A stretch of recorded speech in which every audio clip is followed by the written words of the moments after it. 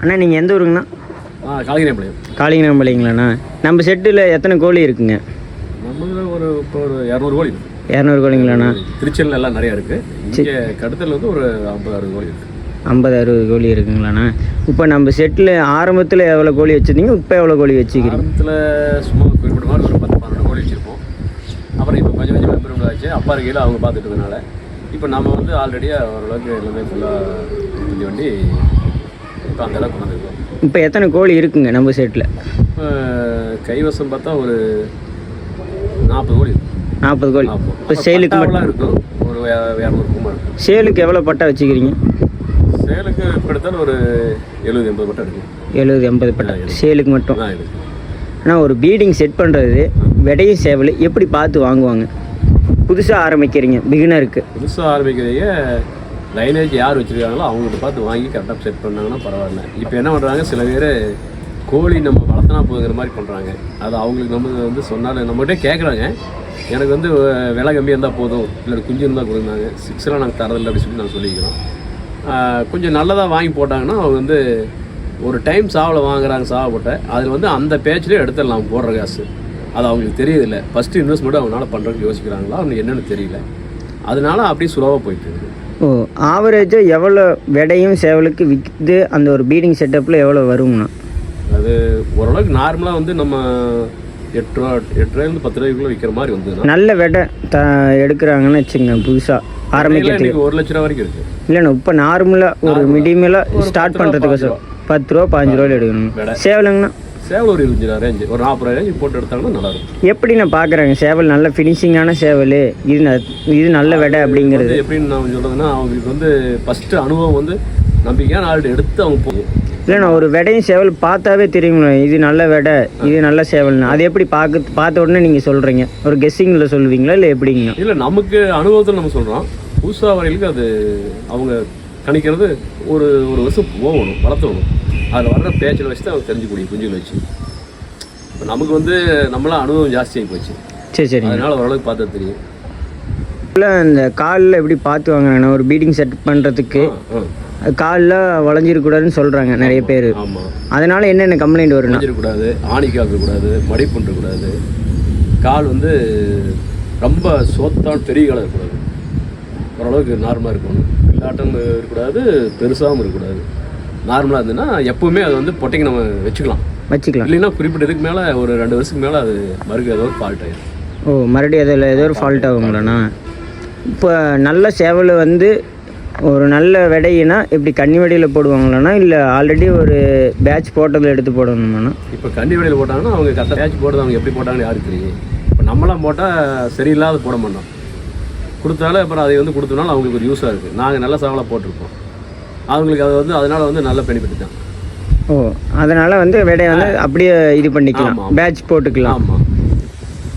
இப்போ சிக்ஸில் எப்படி பராமரிக்கிறீங்கண்ணா நீங்கள்? சிக்ஸில் எப்படின்னா, நான் வந்து இங்கேயே உணர்ந்து பொட்டை சாவலை போட்டு குஞ்சாக்கி குஞ்சு ஒரு பொறிச்சு பிரிக்கிற ஸ்டேஜ் ஒரு 40-50 நாள் வரைக்கும் இங்கேயே வச்சுருப்பேன். அப்புறம் கொண்டு தோட்டத்தில் விடுவேன். அது வந்து மிஸ் ஆகாது, எதுவுமே ஒரு பிடிக்காது, இதாகாது. ஒரு 40-50 நாள்னா அப்புறம் பிரிக்கிற ஸ்டேஜ் ஆகிடும். ஒரு 3 மாதம் பிரிச்சிருங்கள. ஆமாம். அப்புறம் இங்கேயே இருந்தனால அந்த இயற்கையான மண் வளம்லாம் கிடைக்காது. அதனால அப்படியே தோட்டத்தில் விட்டுருவீங்களாண்ணா? அதுக்கு மேலே அந்த பொட்டை 2வது பருவத்துக்கு வரப்போ சாவலை போட்டு குஞ்சாக்கி மறுபடியும் விடுவோம். மறுபடியும் சரி. இப்போ நம்மள்கிட்ட பார்த்தீங்கன்னா அந்த பட்டாவாக வர வரைக்கும் என்னென்ன மெடிசன் யூஸ் பண்ணுவீங்க? மெடிசனுங்கிறது நம்ம வெளியில் விட்டு எடுக்கிற மாதிரி இருந்தால் எல்லாம் கொடுத்தாகணும். நம்மளை இங்கேயே குஞ்சிலே எல்லாமே கொடுத்துட்றோம். 2வது போனோம்னா ஒரு ட்ரிப் வந்து ரெசோர்ட்டை விடுவோம். அதோடு சரி. கடத்தலுக்கு நம்ம தனித்தோட்டங்கிறதுனால எதுவுமே வேறு கோழி வராது, நம்மளே இருக்கிறதுனால வராது. மேக்ஸிமம் மெடிசன் நான் வந்து யூஸ் பண்ணுறேன், எல்லாம் அதிகமாக போகலாம். அப்படியே தான் இந்த பசுந்தலையில் தான் பண்ணிட்டு இருக்கிறேன். சரி. வேறு எதுவுமே மெடிசன்லாம் நான் பெருசாக பண்ணுறதில்லை. இப்போ நம்மள்ட்ட பட்டா மெயின்டெனன்ஸ் பண்ணுறதுக்கு என்னென்ன பண்ணுறீங்கன்னா? பட்டா மெயின்டெனன்ஸ் பண்ணுறதுன்னா, நம்ம தீனி வந்து இப்போ தோட்டத்தில் திருச்சியில் இருக்கிறப்போ கம்பு, சோளம், மக்காச்சோளம், கோதுமை, ஆரியம், இந்த மாதிரி பல வகை தீனி இதெல்லாம் ஒன்றா மிக்ஸ் பண்ணி வச்சுக்குவோம். ஒரு 600-700 கிலோ வச்சுக்குவோம். அது தீர வரைக்கும் ஃபுல்லாக அப்படியே தண்ணியில் நினச்சி அங்கங்கே அப்படியே பரவல் வச்சுருவோம். எல்லாம் உருப்படி ஜாஸ்தியாக இருக்குது. ஒரே அந்த 2 மாதத்துக்கு ஒருக்கா குடல் புழு மருந்து அதிலே கலந்து வச்சிட்டோம்னா அது எந்த இதுவும் இல்லாமல் கோழி நல்லா ஹெல்த்தாக வந்து கோழி ஹெல்த்தாக வருங்களாண்ணா? இப்போ அல்ஃபாமரு, லிவர் டானிக்கு, பைமனாட் டானிக்கு 3 மிக்ஸ் பண்ணி தீனிலேயே பேக்கெட் லோடெல்லாம் கலந்து அங்கங்கே போட்டுச்சிட்டா முதல்ல கொஞ்சம் திங்காது அந்த வாசத்துக்கு. அப்புறம் சுற்றிட்டு தான் தானாக எடுத்தேன் நான் ஒன்று. ஓகே ஓகேங்கண்ணா. தண்ணி எல்லா பக்கம் வச்சுருவோம். தண்ணி மெயினாக வச்சுக்கணும். இப்போ நம்மளுது பட்டா எவ்வளோ வெயிட்டில் இருக்குங்கண்ணா? பட்டா நம்மளுது தடத்தறிக்கு வரப்போ 4 கிலோ சைஸ் வந்துடும். 4 கிலோ சைஸ். 4 கிலோ வந்துடும். இப்போ கட்டுத்தறிலேருந்து நீங்கள் வெளியே கொடுக்கும்போது எத்தனை கிலோ இருக்குங்கண்ணா? ஒரு 5 கிலோ தண்ணி. 5 கிலோ தாண்டிங்களா? இப்போ அந்த 5 கிலோ 4.5 விடாது. 4.5 ஆமாம் மேக்ஸிமம். மேக்ஸிமம் விடாது. இப்போ நம்மள்ட்ட ஸ்டார்டிங் ப்ரைஸ் என்ன ரேட் வருதுங்கண்ணா? ப்ரைஸு வந்தாங்கன்னா பார்ட்டி அனுப்பிச்சு கொடுக்கலாம். பார்ட்டி அனுப்பிச்சு கொடுக்குறீங்களாண்ணா? நமக்கு ரெகுலராக வரையிலுக்கு ஒரு ரேட் தரலாம், புதுசாக வரைக்கும் ஒரு ரேட் தரலாம். அப்புறம் ஒவ்வொருத்தர் 8-10 எடுப்பாங்க, அவங்களுக்கு ஒரு ரேட் தரலாம். நம்ம வந்து இதாவது விழாதான் சொல்ல முடியாதுல்ல. நம்ம ஓன் ப்ரொடக்ஷன் நாட்டிக்கு நீங்கள் வேணுங்கிற ரேட்டை அனுப்பிச்சு கொடுப்பீங்களாண்ணா? நம்மளுக்கு எல்லாமே ஓன் ப்ரொடக்ஷன். நம்ம வெளியில் வாங்குறதும் ஒன்றும் இல்லை. நம்மளுக்கு இருந்தால் கொடுப்போம், இல்லைன்னா இல்லைட்டு அவ்வளோ. எல்லாம் போகிற வாய்ப்பு இல்லை. நான் அந்தளவுக்கு 3 இடத்துல விட்டு செட் பண்ணி வச்சுக்கிறேன். சரி சரிங்கண்ணா. இப்போ 3 இடத்துலையுமே பட்டா இப்போதைக்கு கைவேசமாக கொடுக்குற மாதிரி இருந்தாண்ணா? இருக்குது. அதான் நான் ஒரு 40 கோட்டை தரலாம். 40 கோட்டை தரலாம் தரலாங்கண்ணா கைவசத்தில். எல்லாமே எவ்வளோ வெயிட் இருக்குங்கண்ணா? எல்லாம் 4 கிலோக்கு வேணும். 4 கிலோ. என்னென்ன ரகம் வச்சுக்கிறீங்கண்ணா? செங்கருப்பு, மயில், காகம், பூதி எல்லாமே எவ்வளோ இருக்குது? எல்லாமே இருக்குங்களாண்ணா. பொட்டையில் என்னென்ன பொட்டை வச்சுக்கிறீங்க? பொட்டை எல்லா நேரத்துலையும் இருக்குது. நான் பொட்டை சேல்ஸ் பண்ணுறீங்களாண்ணா? பொட்டை கொடுக்கலாம். எத்தனை பொட்டை இருக்குங்க நம்மள்கிட்ட? பொட்டை ஒரு 70-80 பொட்டை இருக்குது. 70-80 பொட்டை வச்சுக்கிறீங்களாண்ணா. பொட்டையில் எவ்வளோ வெயிட் வருங்கண்ணா?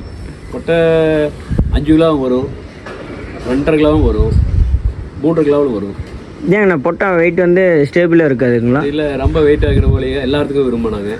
அதில் வந்து என்ன ஆகுதுன்னா, அந்த கோழியில் வந்து குஞ்சு முட்டை ஓலையே பொறிக்கிறப்போ உருவம். சில நேரத்தில் அந்த கோழியில் வந்து நம்ம வேறு சின்ன கோழியில் வச்சுட்டு அந்த குஞ்சு எடுக்க முடியும்.